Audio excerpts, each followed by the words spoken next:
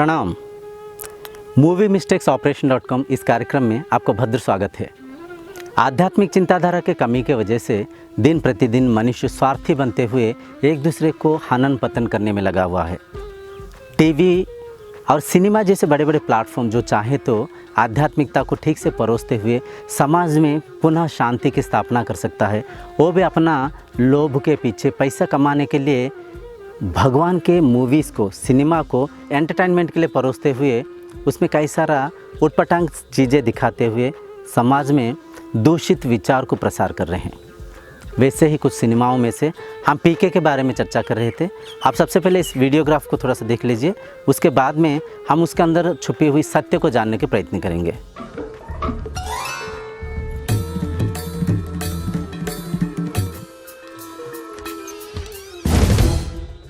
दरवाजा खोल, मेरी एंट्री है यार। शिव जो पाप विनाशक है, जिन्हें किसी का भय नहीं। तो हम घर रिटर्न चला जाएगा, आप समझ रहे हैं ना? Dance of Shiva the fearless.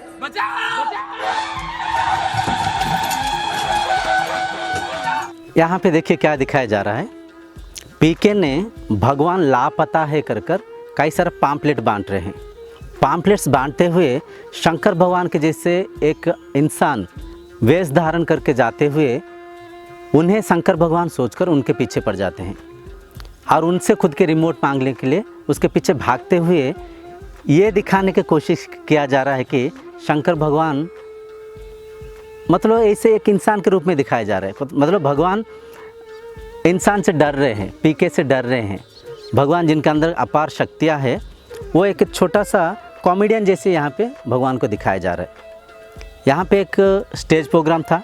Stage programme के अंदर शंकर भगवान के नाट्य दिखाने के लिए, उनके नृत्य दिखाने के लिए एक कलाकार जा रहा है। उन्हें यहाँ पे एंटरटेनमेंट के तौर पे शंकर भगवान को कॉमेडी बनाते हुए दिखाया जा रहा है। देखिए, जो पूर्व ज़माने में जितना भी मनोरंजन के साधन था, हरि कथा था, कोई प्रवचन था, कोई रामलीला था, कोई शंकर भगवान के कई सारा अच्छे शिव तत्व के बारे में चर्चा हुआ करता था। जो भी स्टेज प्रोग्राम्स वगैरह होता था आध्यात्मिकता के ऊपर निर्भर होते हुए आध्यात्मिक विचार को परोसते थे। टीवी में भी रामायण, महाभारत, भक्त प्रहलाद जैसे अच्छे सीरियल्स चलता था जिसके अंदर कुछ सिखलाई था, सीख था। सबसे पहले देखिए, भगवान निराकार है और भगवान की सारे आकार है। जितना भी रंग रूप, जितना भी शरीर, जितना भी आकार आकृति हम इस संसार में देख रहे हैं, ये सब में वही ब्रह्म शक्ति है। उसी एक ईश्वरीय चेतना को, सत्ता को, शक्ति को आधार करके समाज में हर एक शरीर परिचालन हो रहा है। हम सब उसी ब्रह्म शक्ति से बंधे हुए हैं। हम जो भी शरीर, आकार आकृति को यहाँ पे पूजा करते हैं, जो भी गुरु और इष्ट को अपना इष्ट के रूप में हम मानते हैं, उनके अंदर कई सारा सुविचार है, अच्छा चिंताधारा है। उनके वाणी, उनके चिंताधारा, उनके व्यवहार आचरणीय है, अपने व्यवहार में दिखाने के योग्य है। इसलिए उन मूर्ति को, उन फोटोओं को, उन रूपों को, उन आकार आकृतियों को हम पूजा करते हैं। भगवान राम को अगर हम पूजा करते हैं तो भगवान राम के अंदर कई सारा सद्गुण है।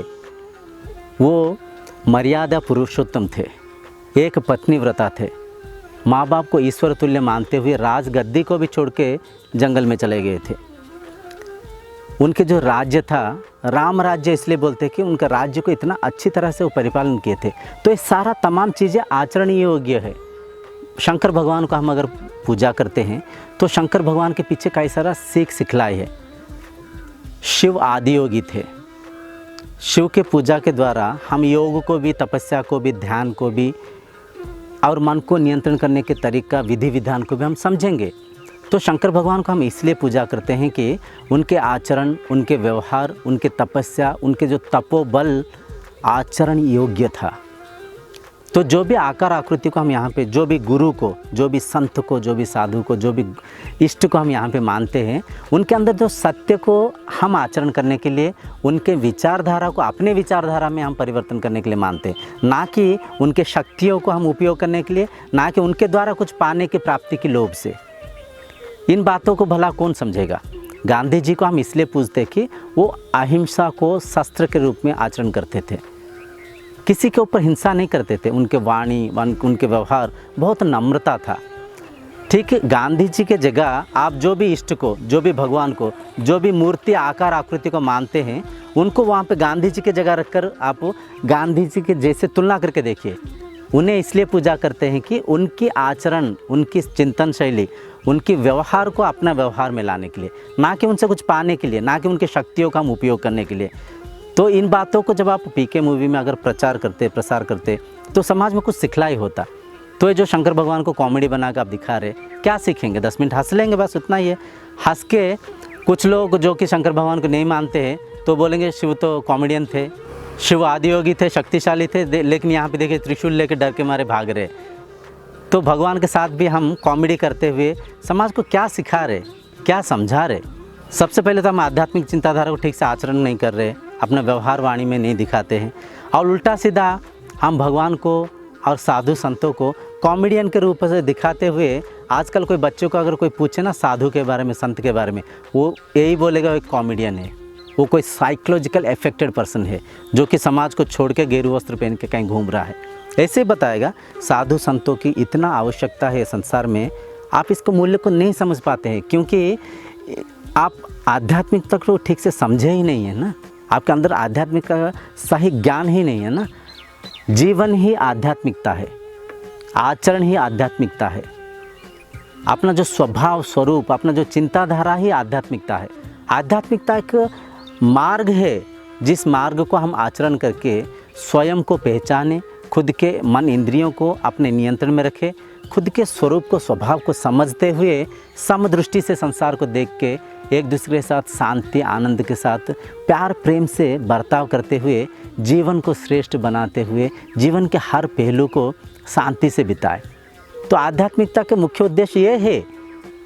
तो ये नौटंकी के रूप से परोस के पता नहीं क्या मिलेगा इनको, क्या इससे बस पैसा कमाना इनका मकसद है, और कुछ भले ही कुछ भी प्रचार हो जाए, लोगों के पास कोई भी मैसेज जाए, उन्हें भला क्या फ़र्क पड़ेगा। वैसे ही और आगे भी हम कई सारा चर्चाएं करते हुए धर्म को, भगवान को ठीक से समझने के प्रयत्न करेंगे। आज की इस चर्चा को यहीं पर रखते हुए अगले कार्यक्रम तक आपसे विदाई मांगते हुए प्रणाम।